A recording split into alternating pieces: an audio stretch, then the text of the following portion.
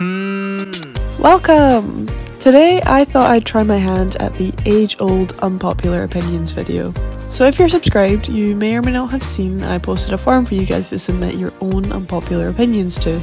So today I'm going to be reacting to and discussing your guys' unpopular opinions. So enjoy! The first opinion is, many fans only care about the groups that debut under big labels, JYP, SM, YG, Hype. Now, I do have to agree with this one, but there is a very solid reason for why this is the case though.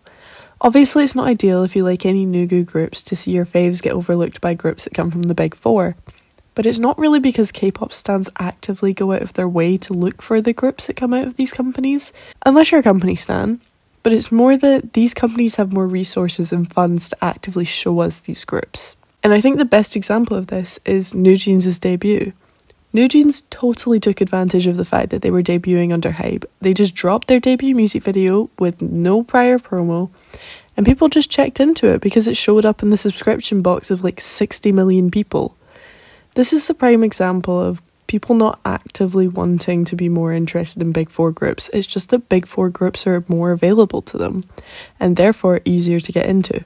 Also, you're just a bit more likely to have an easier time as a fan if you like groups from bigger companies, because you know that their company will always be able to fund comebacks and stuff like that. So yeah, I agree with this opinion, but I don't necessarily think that it's K-pop fans' fault. However, it is annoying. Our next opinion is, not every male idol suits long hair. I prefer a lot of idols with shorter hair, and I've never seen anyone agree with me. All I've seen is, hide the scissors, oh my god, lock the barbers. Now, this one I 100% agree with, and I think that it totally makes sense. We can't expect every single idol to suit every single hairstyle. I mean, me and my sister just tier ranked all of BTS's hairstyles, and yeah, there are some that they just don't suit. For some people, long hair just doesn't work on them, and I'll use some of my Ults as an example, such as MJ from Astro. I believe he suits short hair way better than long hair, and I mean, he's never even really had super long hair, and I think that's because he knows shorter hair just looks better on him. Another example is Namjoon. Now he does suit long hair, but I will die on the hill that shorter hair just looks so much better on him. For the second part of this opinion, I do also think there's an explanation for this. It's because the idols that suit long hair really suit long hair. Hyunjin, Rocky and Yoongi immediately come to mind for me.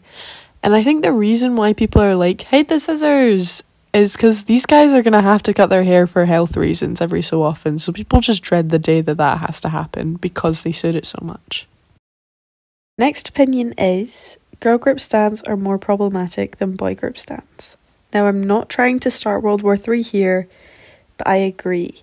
And I think the main reason why I do is because of the mentality that I've seen so many girl group stans fall into, and that is that standing women makes you a better person than standing men. Because if you stand a girl group, you're a feminist, and if you like boy groups, you're just a misogynist and you're supporting the patriarchy. This is bullshit, and it's something I see way too often.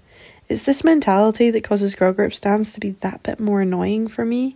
For example, many girl group stans seem to be incapable of holding their faves accountable, because if you say anything negative about a female idol, you're just trying to bring down a successful woman.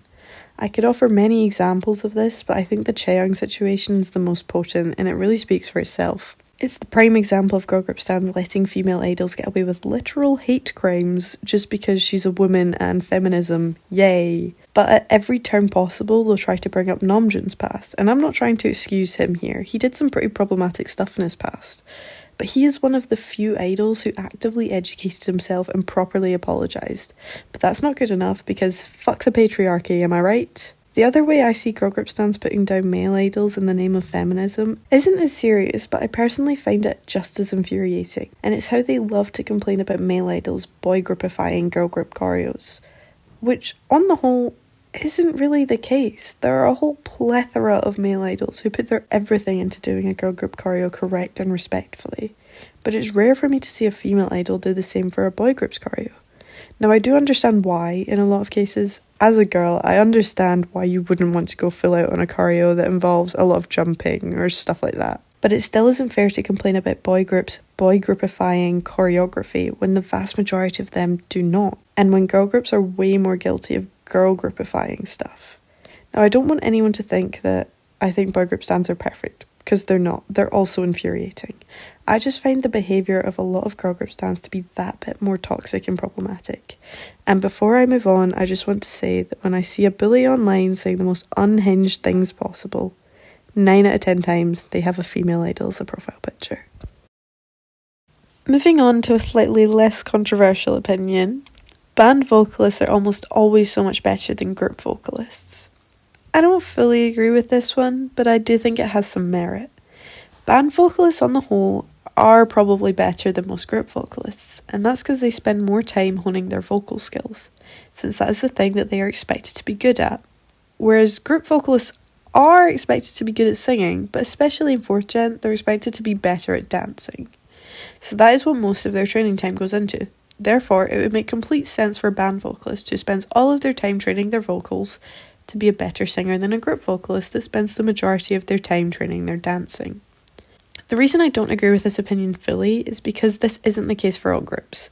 There are vocal heavy groups like Mamamoo and Pentagon that will put a lot of time and effort into vocal training, and I believe that the main vocalists of these groups could easily outsing many band vocalists. So I do agree with this one if you were really to generalise, but it is unfair to say that an idol who puts so much effort into their singing will never be as good as a band vocalist simply because they also practice dancing. The next opinion that's submitted was, people only like the current trending groups. Whenever another popular group debuts, they leave the other group behind.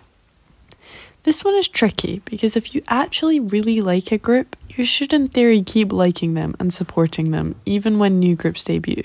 And if you don't and you're easily swayed by the shiny new thing, I'm tempted to say you're acting more like a general public listener. The example given to me in this opinion was, everyone was hyped about Stacey and Kepler's debut, but when LE SSERAFIM and NewJeans debuted, everyone forgot about them. I am guilty of this, and that's because I'm not really a girl group stan. I only actually really like 4 girl groups, and I do keep up with their music releases. However, for every other girl group, I just listen to what's new and popular, and sadly, that's just the way the world works. People get excited by new things, and when they're not new anymore, they move on. Real fans of Stacey and Kepler will keep up with them and get excited for new comebacks. But chances are the people that moved on to LE SSERAFIM and NewJeans and forgot about them were never really fans of those groups, just people that like to keep up to date with K-pop and liked a few of their songs. So I do agree with this opinion, yeah, but I do think that's just the way the world works, sadly. And the last opinion for this video is simply, popular does not equal talented. And yeah, I agree. I mean, we obviously expect idols to be at least at a base level of talent in order to debut, but there are so many factors that contribute to a group's success, and if we circle back to the first opinion I discussed, a lot of that has to do with the company you're under. You could be the most amazing singer, dancer, rapper, and all-round incredible idol, but if you debut under a no-name company that had a budget of $5 to spend on you, no one is going to care about you because your company just doesn't have the funds to promote you, which sucks, but it proves this point. Also, it's not just the amount of money your company has that can influence a group's popularity, but K-pop stans are also notoriously shallow. The prettier you are, the more likely it is you'll be popular. Naturally funny idols also gain massive followings. So yeah, popular does not equal talent, because in order to be popular, you need to have so much more than just talent. And that concludes this video. I'm actually kind of surprised at the response I got on the forum I posted, because there's so many opinions that were submitted there that I either couldn't think of enough to say about them, or I just didn't want this video to be ridiculously long. So I think I will make more of these depending on how much people hate me after this video. But it was quite fun to make, and I'm so thankful that people actually filled out the form. So thank you very much, and thank you even more if you've watched this video to the very end. I love you. Until next time.